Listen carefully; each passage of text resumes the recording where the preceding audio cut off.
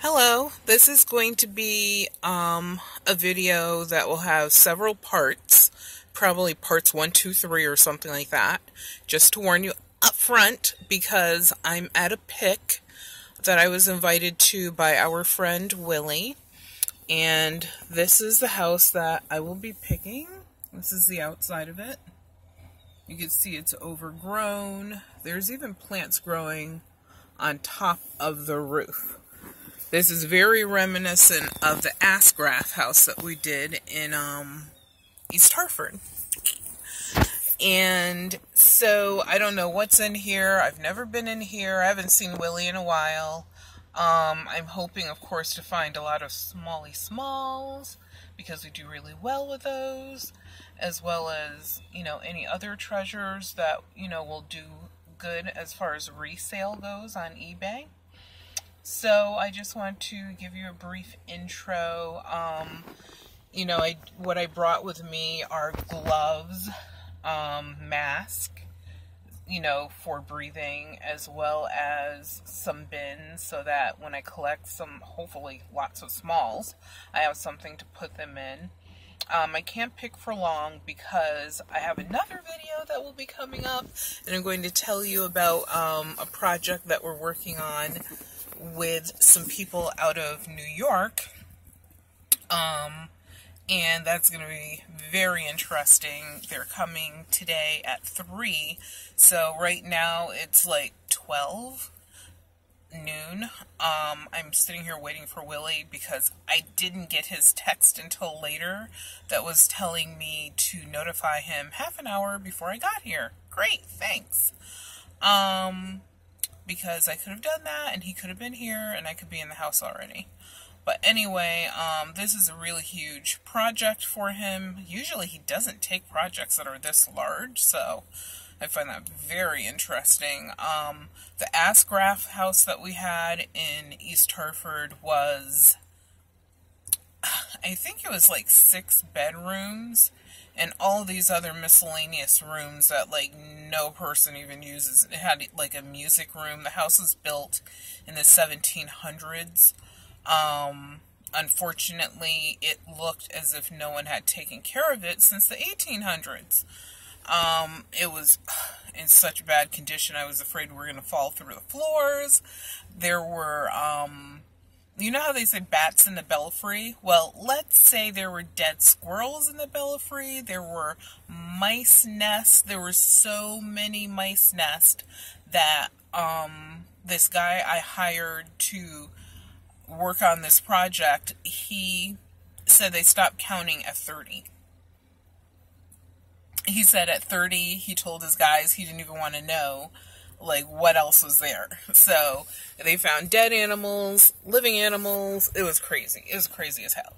So yeah, I wasn't going to work on that, so I hired people to work on it, and it was a very fruitful project. One of our highest grossing projects, enough to take care of us for a year and a half, which was awesome, amazing, a blessing, and is still taking care of us today. So amazing. It was amazing. So you can imagine a house that old, everything that was in there. They even had I wish I could remember what it's like this obsolete piano type instrument that's huge. I want to call it a castaneta, but I know that's not the right name. I'm just making stuff up. But I know when I see the word, when I'm reading these Victorian novels and things, I'm like, oh my God, that was in the house.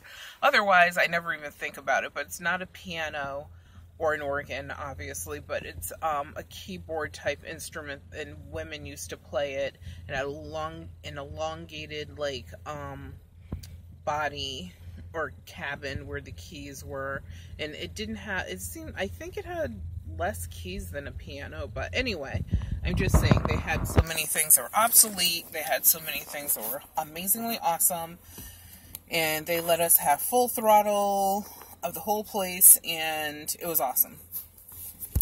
So this place is obviously from the looks of it, I think that this house was probably built in, I would say probably the 1920s, 30s, maybe the 40s. The 40s might be pushing it.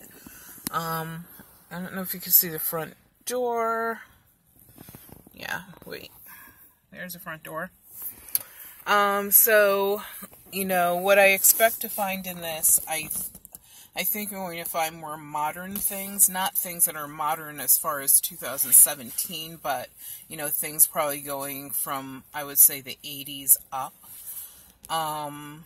You know, I don't know how empty or full it is.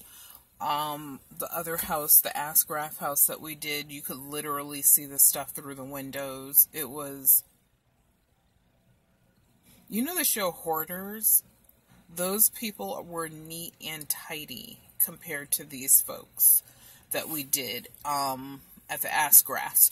Thankfully, other than the animals, the Ask Graphs didn't have, like, filth. There were no diapers and there was no oozing foods or stuff like that. Thank God. But yeah, the deceased animals and the mummified animals and the bones of animals and the living animals, yeah, that wasn't fun.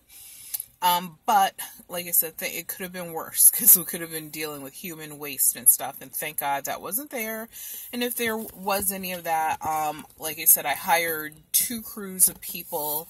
I had approximately at any given time, I would say between 10 on the low side, 15 to 20 on the high side, people working every day for approximately 4 months to complete that project. It was like, we did do auctions in between, and we also, you know, made side deals and stuff like that, as well as, you know, we had a lot of sterling silver that we scrapped, as well as some that was just sold outright because of what it was and the age of what it was. Coins, there were a lot of tobacco items that did, I couldn't believe, like, how well these tobacco items did. I knew they would do good, but I didn't know they would do amazingly well. They had a collection of clocks, that were much better than what we expected. Even clocks that were, like, falling apart, people were going crazy over because of the dates and some of the makers, and some of them being from Austria and other countries like that. There was a lot of camera stuff. I think I see Willie's truck coming now, so I'm going to flip this around so you can see the wheels as he comes.